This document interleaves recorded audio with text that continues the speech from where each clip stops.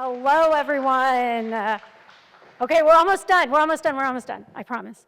But this is going to be a great session. If you know anything about partners and people that work in partnership, we thrive off of validation, collaboration. So we're going to ask for your collaboration for the next 45 minutes, and we promise we'll make it worth your while. I'd like to bring to the stage Emily and Rebecca, who are joining me from UNICEF and Girl Scouts. You all want to come on? Yay!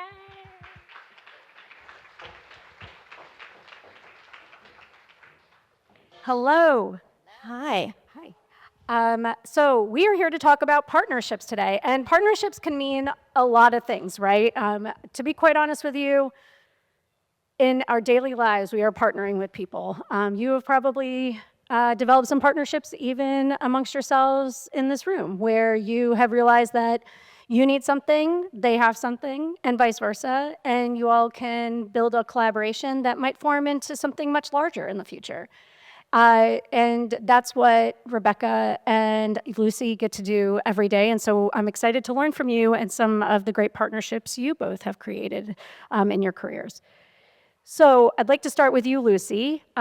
Maybe you could just give a little bit of introduction of yourself and then tell us about UNICEF and your great partnership with Paddington. Yeah. Okay. Hi, everyone. So I'm Lucy. I've flown over from London. I work at UNICEF for about 8 years, mainly in the innovation and new product development and developing new business models for fundraising space. Firstly at a UK level, and then I moved to global, supporting our 33 national committees with new product development in each of their markets. And so a lot of often we're doing it with partners. So our Paddington partnership, it started off quite informally. With both organizations kind of thinking we've got such great brand alignment here, there's a really great opportunity, but they weren't in a position to kind of give to us financially. But at that point, the corporate partnerships team had basically come up with something that they were terming brand partners, which was where they had big companies that they felt like there was quite near-term income opportunities with, but they weren't willing to give directly at that point. So Paddington was seen as one of those. And then we went into ideation with the partner and came up with the idea of a children's subscription product, which then became kind of the basis for the partnership. And that is this. It's Paddington's postcards. It's basically a children's subscription. Each month is a different theme, so different country theme. And again, I've got one here. It's always good to have a prop. This is our Mongolia pack. It's got the postcard from Paddington. It's got stickers. This is really just what their kids want. Nothing else really. And then we've got some fact cards. Did you guys know that Mongolia is home to the two-humped Bactrian camel? Key takeaway from today for you. You got that one for free. And then we have a postcard which they can write to someone. We have a lot of grandparents buying this. We thought that would be a great engagement tool for them. And then we have a lovely story about a child in Mongolia, which UNICEF is helping with an activity on the back. And there's also an email kind of journey that goes to the parents as well. I'm aware that I'm in a room full of fundraisers, so I need to get down to numbers. So firstly, this is how it works. It's basically just a regular giving product with 12 of these packs over the first 12 months. Idea that you build up such a nice relationship with them that they want to keep giving, and they give past that 12 months. And then in terms of numbers, it honestly, we launched it in the UK and it kicked off pretty strongly straight away. So it was coming in at a 10% of what our normal CPA is on digital for signing up a regular gift. And so when we saw that after a couple of weeks, we basically scaled it straight away. We got to 30,000 donors within the first year, $1.6 million. And then we launched it over 12 other markets. And in the last 5 years, it's raised 23 million. So yeah. Incredible. And I mean, you kind of answered this, but tell me a little bit more. Why Paddington? Was it right time, right moment, right character? What was it that brought Paddington to UNICEF? So I think there's just such a big alignment between Paddington as a character in the story and UNICEF. We'd wanted to partner with Paddington for ages before this kind of came up. I mean, Paddington is a refugee. He came from the darkest Peru because there was an earthquake. Aunt Lucy couldn't look after him.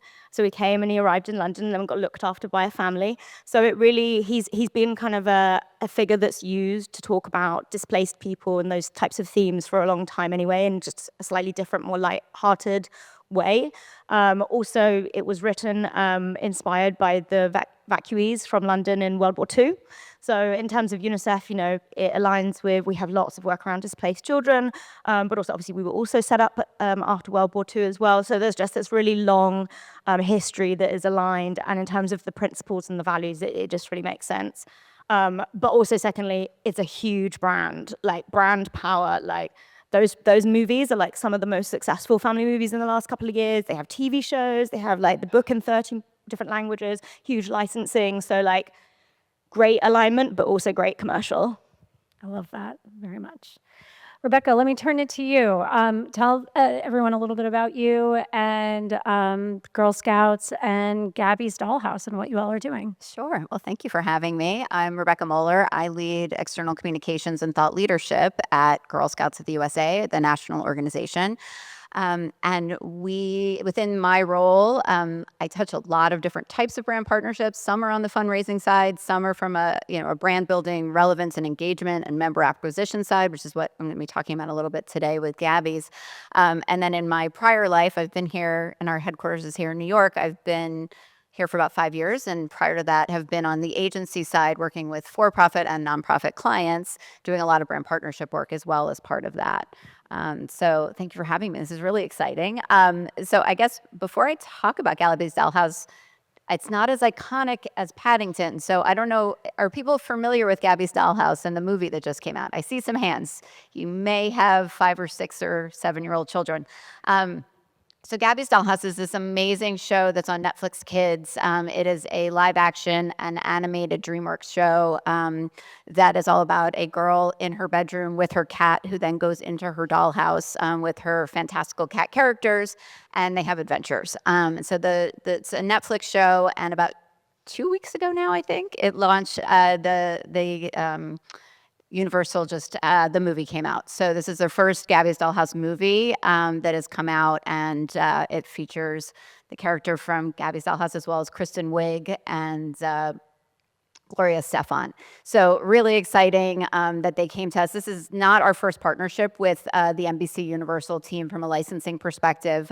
We did another very similar partnership with them last year with the Trolls 2 movie. So we are a partner for them when they are marketing and distributing their big kids movies. And so because we're Girl Scouts and we have an audience that they would like to see in the movie theaters, we are kind of a go-to partner. And we're very lucky that we have that opportunity to work with some of these really amazing brands and films and shows that come out.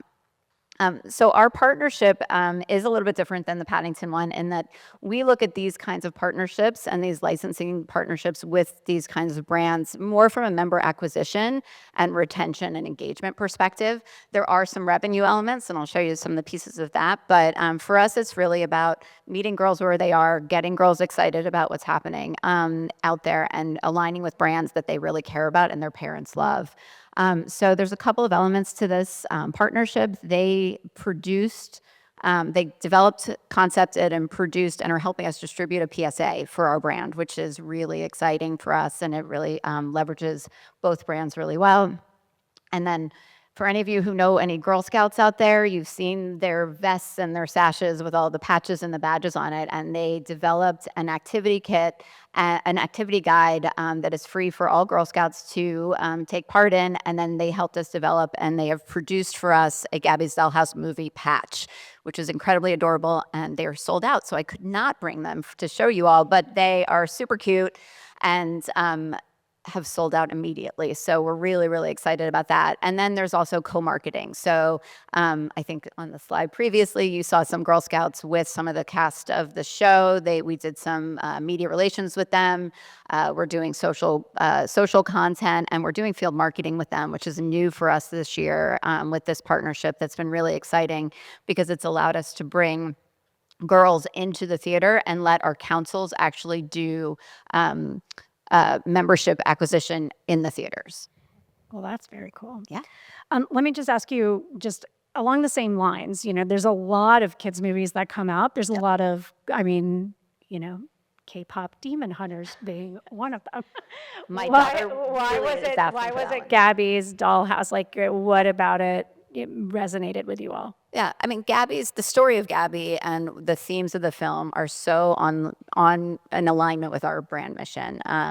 The themes of friendship and play and imagination and sisterhood come through in this movie, and in the Gabby show, and even the fact that the biggest interest of our girls is pets. So, I mean, there's just literally everything just aligns so well with a film like this. But then there's also the practical aspect of member acquisition and retention for us. Our two key times of year for membership drives are the fall, which we call Back to Troop, which is aligned to back to school, and then also in the spring where we have our renewal. And so there could be a really great partnership, but if it doesn't align with when we need to be talking to girls and to be using these kinds of partners, they're not always the best fit for us. And so in this case, this timing of the film, that it launched just 2 weeks ago and that we're able to tie it into our membership campaign for the fall has been critically important for the success of it. Makes sense. Lucy, let me turn it to you. When you're looking at brands, and speaking of Paddington or others, what are you doing to evaluate the opportunity? I mean, we kind of talked about a few things that it seems like you're looking at, that Paddington tells a story that resonates with your mission, but is there a checklist that you usually will go after or use internally to kind of make these decisions in a quick and efficient way? So it's really starting with the commercials of the brand. Like, how big is it? Like, how big are their audiences? What platforms are they on? Like, how many followers have they got? Like, what is the brand the brand valued at? Awareness and like warmth to the brand. You can ask that from the companies that want to engage with you and give you that type of stuff. And also, like, we're coming very much from a fundraising perspective here. So like, okay, fine, you're not going to give us a donation. What other value can you give us though? So is it marketing dollars, like budget behind it? Is there marketing opportunities? Also gifts in kind. Like we got, obviously Paddington's IP is obviously donated. We don't have to pay for that. But we also, one of our other brands that we worked with, donated a load of their creative team's time. They actually developed a whole product for us. So that was great. What I will say though is that you can kind of go with the numbers, but you do have to make sure the brand's obviously aligned. So we were really excited. We developed a product with this like major children's brand that I won't name, that's like has this amazing marketing ecosystem. We were so excited about the audiences we'd be able to engage and all this stuff, but the product didn't work. And I just think it's because the brand didn't align in the right ways. So like, it was a brand that kids like were absolutely obsessed with, but parents like hated, and grandparents didn't know what it was. And like the quality of the brand as well, what they were using their IP for was like lots of kind of plasticky toys and magazines, which also meant like the amount that you could charge for stuff was lower, even with the UNICEF link. So that wasn't great. And then in terms of the values, like it was a kids brand, so we were allowed to we were able to kind of fudge some kind of teamwork and that type of stuff into it, but it just didn't align in the same way. So it just didn't feel like as authentic. So you can look at the commercials. That's definitely like a key part of it. You got to make sure the brands like properly align as well. Right. So it's organic fit is really important. But it also, I just want to say, what really strikes me for both of you is that you almost have two audiences that you're trying to appeal to. You're trying to appeal not only to your end consumer, which is the children that are being attracted to these partnerships, but also their parents, and that can be tricky. Rebecca, anything to add on the evaluation side? Yeah, I mean, we have very, very similar criteria. We look at it from a risk perspective. We look at it from, how a parent would look at child safety, from what kind of property it is. Is it an online gaming property that, for example, parents might not be that thrilled about? And we also are just really looking at how they're going to promote it and where they're going to be. And, is it something that we would want to be involved with? Because I think that, if we went down a very similar path with a very iconic brand and product that we just couldn't make it work because there were just a lot of factors, but we just didn't feel comfortable that every parent was going to see this kind of as a no-brainer. And, whether you've seen Gabby or not, you see our PSA, you see this patch, you know that this is something that your daughter is going to love and fall in love with and, be excited about. And that's just not there with every kids brand that's out there. Yeah. So it's a calculated risk in what you're trying to accomplish for sure. I was going to say one other thing for us that's really interesting too, because we are a girl organization that I think is really important that it's not that every property has to be like 100% sort of girl focused, but when we have sort of the magic of having a central character being a girl and girl empowerment for us, that's also really important. I mean, we did a smaller partnership with the Enola Homes and Netflix team, for example, and it was a much smaller partnership. We didn't have this kind of engagement, but we were able to create content where a Girl Scout was able to go on their set and interview not just Millie Bobby Brown, but also all of the women who worked on the film, including the director, and create content and really showcase that this was a film for girls made by women and the careers.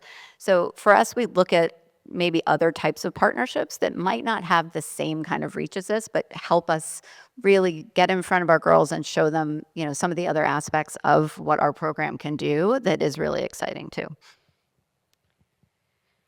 So really quick, what would you say are the key outcomes, Rebecca, that you're trying to get? This partnership just launched. What when the board is going and looking back at this partnership, what's the number one outcome that they are going to be looking for?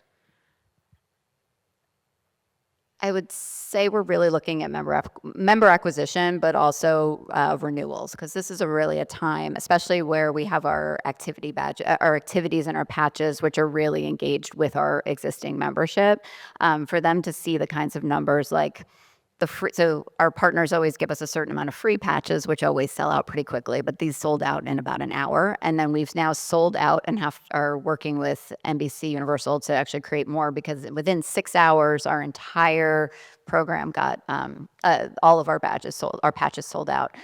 So we look at those kinds of numbers to show that this is something that our membership is truly engaged in. They are super excited about. They want this patch on their vest, and it will show that for us that these kinds of programs are really keeping our girls engaged. And then we're looking at member acquisition. And then for us, this was an interesting time first time that they've offered us, as I said, field marketing opportunities. So we don't have any KPIs set against that, but girls were able to go to screenings across the country. So we're looking at, did they actually go? Were the councils able to pick that up? We're a federated model, as I know other organizations are. And so it's always about, how do we offer things to our councils that they can actually pick up, they can use, and that will benefit them?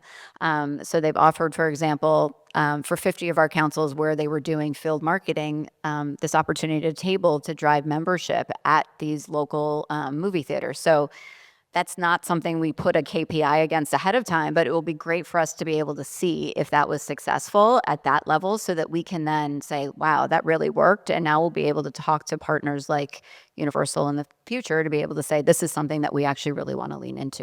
So you're able to use this partnership to test and experiment in a way that you haven't gotten a chance to do before, which is a great opportunity. Yeah, I think also, it's interesting with talent in general, and anybody who's worked with talent knows there's a lot of upside and also a lot of challenges. And on these kinds of partnerships, it is not always a guarantee you're going to get access to the talent to do any sort of press or other marketing. And in this case, it's been limited, but it's leaps and bounds ahead of where we've been in the past with some of our partners. So we are always looking for ways to say, look how great this was. You should give us more opportunities to work with your talent. So again, those are the kinds of things where when we get to exceed a KPI, then we have that success that we can go to partners with and say, this is why we should do more of it. And Lucy, on your side, what has UNICEF's leadership and board seen as the top outcome that Paddington and UNICEF have driven together? I mean, it's income. Yeah, it's straight up income. Very clear. Well, let me ask you this as well. I mean, imagine, I think you talked about some of this, but these partnerships, I mean, you're really bringing two businesses together, and it has to be in somewhat of an organic way, right? But at the same time, you both need to get something out of this, and that can be extremely complicated at times. What are some risks and challenges that you ran into along the way, Lucy, with the development of Paddington and maybe even in the life cycle of the partnership? So, I mean, kind of funny challenge we came into quite early on was, we developed this idea with Paddington, and it was about him going on a trip around the world. And then Paddington were like, he's a real bear. He can't be in two places at once. So he can't be in Mongolia, because what if he needs to be at a meet and greet in London? And I was like, okay, but we've just come up with this concept, and we've developed packs. You have like and, a map in the back where you're. Yeah, we've done it. Like, they just threw this in, and then anyway, so I passed it over to my brilliant creative colleagues, and they'd actually do some wordsmithing, so that was fine. I think a challenge was around, we kind of mentioned it, I think earlier, is around like developing something. We knew we could develop something that the kids would love, but about developing something that the parents would engage with, because it's them that we needed to build a relationship with to then get them to continue giving. So that's why we created like an email journey that went along with it. So you hear about the child-friendly Mongolia story here. The email then comes with like more context to the Mongolia like program, and also maybe some extra activities so they actually click on it. And then, I guess a challenge that I'm sure everyone can resonate with, we'd run out of money when this idea came to new product development for that year. So we didn't, it was like a great idea, but we just we didn't have any budget left. So all of this product was developed, like all of the audience insight, like focus groups and everything was done by me with people in the office. Our creative team in-house created it. We didn't have an agency create this. So we did it all in like under £1,000. And then luckily we had marketing budget, so that was fine. But yeah, I think those are some of the challenges, certainly in the new product development space for this.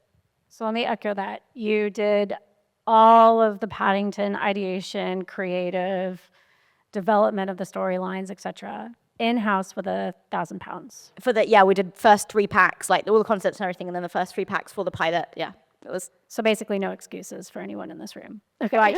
You've got to have a fantastic creative team, which we do have in the UK. Yeah. So, Rebecca, how about you? Yeah, I think it's always interesting when these partnerships are shared IP, because I do think, and you get the benefits of these amazing creative resources. There's always, and this one I will say, I think was easier than some, and they got it right faster than I think a lot of other, Alex on my team is shaking her head. Yes, they were much easier than work with than some of our other partners. But sometimes, the creatives on a film and the people who produce a film are not necessarily experts in Girl Scouts. And so, and when they're paying for everything, it can be a little bit of a challenge. And then also for us, part of this is our program team and the activities that we're putting together for our program. We have to take this really great thing that kids understand, but it needs to translate into Girl Scout programs. So when we do an activity guide, it needs to be a Girl Scout activity guide that uses the amazing assets of Gabby's Dollhouse or Trolls or whoever we're working with. And so, I think that's a great challenge to have, because, and then when these programs, these partnerships are really organic, that gets to be easier. But that's just a challenge that we look at too. But I will say your comment about Paddington as a character, again, the one that did not work out for us was exactly that. It was just so hard to get this character to be in any way, shape, or form usable for what we were going to do, that it just kind of all fell apart. It's very interesting. It's something you don't usually think about going into a partnership. But well, let me ask you that. I know we touched on different audiences, but let me ask this from a different perspective. One thing that I find to be challenging with partnerships, especially as a nonprofit, working with large corporations and multimedia companies that have a lot of sway and in some cases are offering a lot of financial benefit. It can be incredibly difficult to be able to keep your audience and your mission front of mind. So what are some techniques that you'd recommend for the audience as they're walking into partnerships to ensure that they maintain a level of authenticity of their mission and brand and not get swallowed up by the other partner? Lucy, did you want to start? I would say setting expectations up front about what you're planning on doing. So we were quite clear that like we were developing a regular giving product which we were going to run. It was based for our audiences, like and we were going to develop. And so I think setting expectations quite upfront. Also using audience insight. So like to challenge anything like that. So, you know, like luckily for us, I mean, one of the key pieces of insight was people love Paddington, which is not a surprise. So that made it slightly easier for us on that perspective. But we also, you know, we had insight around like parents wanting their kids to learn about the world and it opening up their world for them. So that made it easy to show why we needed like UNICEF content and why Paddington had to go to more exotic places in the world that you might not normally have been associated with, like that type of thing. So yeah, audience insight as well. I would agree with that, and I would all the same things. And I would say I was reading the contract on the way over here to sort of refresh my brain on everything that was in it, and I was struck by what a great job our legal team did at putting a lot of that in the contract. That where our mission aligned, what were the pieces that we were going to be focused on, because I think that's in any sort of partnership what gets lost. We're all in these amazing first meetings where everybody sees all the synergies and everybody has the great ideas, but if it's not in the contract, asking for it later is really challenging. And so, and sometimes you get lucky. I mean, I'll use, there was nothing in Kristen Wiig's contract that she needed to meet with Girl Scouts and be interviewed for People magazine videos in her contract for promoting and so for a lot of times, for example, they say up front, oh, our talent's definitely going to want to work with you. And then when the rubber hits the road, when it comes to the promotion, that's just not the case because they have their own publicists and their own agents and all of that. So the more you can get in the contract, I think the better off you are for being able to then have additional creative conversations where you can, and then things kind of happen organically. But I was really thrilled when I saw just even the level of detail about, because we're not involved in all those conversations when the contracts get signed, but that we are getting better as an organization, asking for the social content up front, asking for the PR promotion and the field marketing and all of that so that we know up front what everybody's going to be doing. Yeah, there's really a formula to partnerships no matter what you're doing, and setting expectations up front, having a very firm scope of work, getting your contract, having your legal team or somebody that's advocating for you look at that contract. All these things are critically important for any partnership that you're going into and commonly get lost. I don't know about you, but I know when I was working at United Way, a lot of these great ideas would come down from above. These executives would get in a room and say, wouldn't it be great if we got XYZ together and we did this great thing? And then they would hand it off to people that had to logistically manage it, but not help with the scope and expectation setting and goal setting around it. So it's incredibly critical for everyone to be in alignment and advocating for your organization and your mission and your audiences as well. I think the internal process too for all of us is really important because not everybody's going to be involved at the upfront. Not everybody can have an opinion, but everybody's going to have an opinion down the road and a great idea down the road. And I think really setting, just internal process too, that, what is this supposed to do? And yes, that's a great idea. And I'd love for your daughter to get to go do XYZ and some amazing thing, but that's the reality is that's not the scope or the intent of this program. And so I think the internal communications as well as the partner communications for us, because people get so excited when they find out about these things. Yeah, totally agree. I'd also say that's another thing audience insight is really good for. Yeah, it sounds like data is incredibly important to be able to back up and educate everybody else. Yeah, and just challenge like people's internal different ideas about whether they're good ones or not, whether the audience will like it or not. Yeah. So I know we're going to get ready for questions, so start thinking of all your questions. But I did want to just do a little fun end of question, just real quick. What's your favorite mashup, like a brand mashup that you've seen either lately or in the past that you think has just been really interesting? Lucy, you want to go first? So the one that came to mind when you asked me about this was, I know we've got some Red Cross people in the room, that they did a really like fun mashup with SimCity, the game, where they basically, you could buy a health center and put it in your city, and then it would have the little ambulances that went around and kept your city safe. And I just thought it was very early on in the kind of gaming like journey, and I just thought it was a super innovative way to like show your cause in a really different way. I love that. What about you, Rebecca? Yeah, I was going to use two. One from the nonprofit space is I met with the head of the Hispanic Heritage Foundation at South by Southwest, and he was talking about how they had integrated Hispanic Heritage Month into Minecraft in some really amazing ways that I thought, wow, this is taking a sort of standard cultural observance month and turning it into something that was truly relevant for parents and for families.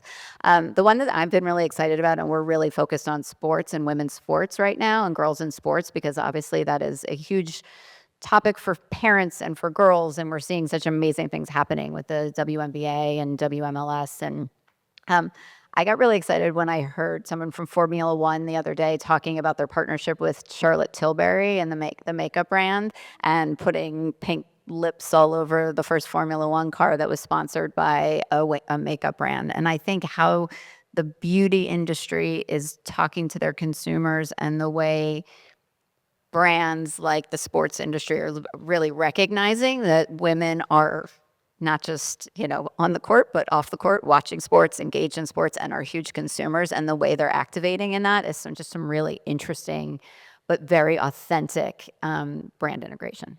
Agreed.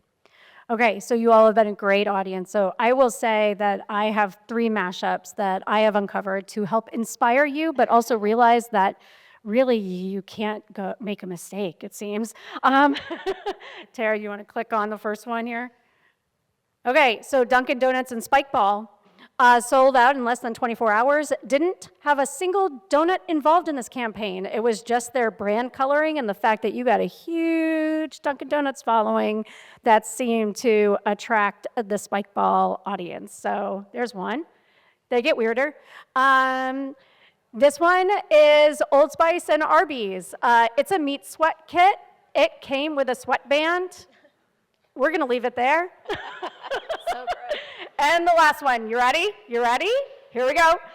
Crocs and KFC. And the KFC drumsticks smelled like fried chicken. So, and these sold out in less than an hour.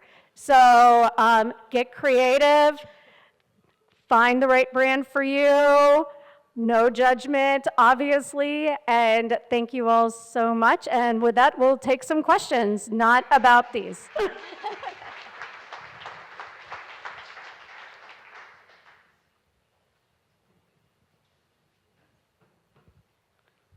Thank you. I just wondered about loyalty and retention. So especially with I love Paddington, by the way. I grew up with it. I feel like it's just so special. But like, what did loyalty look like? So how many did you retain after those 12 months? Yeah, so this was like a major thing that we were obviously testing with this model, and everyone was very concerned about and had to talk about a lot. So after the 12 months, so we've tested it across loads of different markets now and stuff. So the 12 months, it basically sticks very similar or even slightly higher than typical retention, because it's a value exchange. People are getting value for it, like they're kind of not going to drop off. At that 12-month point, it's actually across all the markets, it's quite similar. It's about a 10% drop. And then how I positioned that internally, I was like, well, face-to-face, what's your drop-off for your first month of face-to-face? And that closed that discussion down quite quickly. So yeah, so it was something that we were very worried about, and was also difficult because it was something we couldn't test until 12 months later, and you needed a lot of people to test. So you were kind of running it for quite a long time before you could get to that point. But it turned out to be all right in the end, and the ROI all made up. Yeah. Tara, can you click off the Crocs? I didn't mean to gross people out for this long. It's a little gross. There we go. We'll just start. Next question.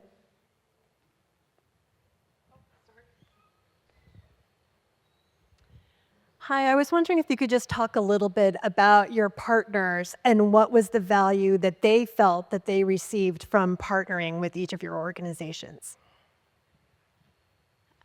I mean, I think for us, they see our, million plus members and who are getting, seeing this partnership and, that is who they want in their seats. I mean, so it's pretty clear cut what they're looking for from us. And they really want to see not just, the promotion that we're able to give them in our social channels, that we're sending out our PSA. We have it in our marketing materials that go to over 2.5 million of our members and alums, for example. I mean, for them, that's what they see the value. But there is a huge amount of equity that Girl Scouts is unique in, that once that patch is on that vest, this girl is walking around her community with this adorable Gabby's Dollhouse patch on it. And that is highly valuable real estate for, for partners for us. I mean, literally every partner comes to us regardless of who they are and wants to be on a girl's vest. And so,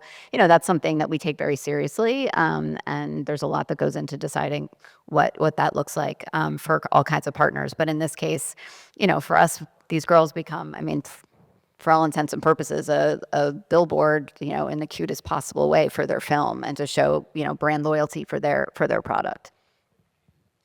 Yeah, I would say some similar stuff. I mean, honestly, it's a bit of a steal for Paddington, to be perfectly honest. Like, they get to be next to a brand which normally you have to make quite significant financial multi-year contributions to. Where like our recognition is like 9 out of 10 people recognize UNICEF across the world. So like, but also they get like a good chunk of marketing spend behind them in 12 different markets. Like, so there's a lot of value for them there. But it's something you were talking about a bit earlier, because we had then the data from Paddington and could tell the story of how we expanded it across all the different markets. We could then use that to go to other brands that weren't as interested in partnering us for whatever reason. And for them, actually started having conversations around, okay, well, is there any markets that you're actually looking to grow? You're actually looking to go into, because we have fundraising in basically all the big markets. So we could go into some that are really strategic for us. But then if you have any that it would also be strategic for you, we can also discuss how we can do that too. So lots of different benefits from their perspective, I think. I love that. Well, Rebecca, Lucy, thank you so much for being here today. And thank you for being such an attentive audience so late in the day. And for that, I'm going to turn it back to Sal. Thank you. Thank you.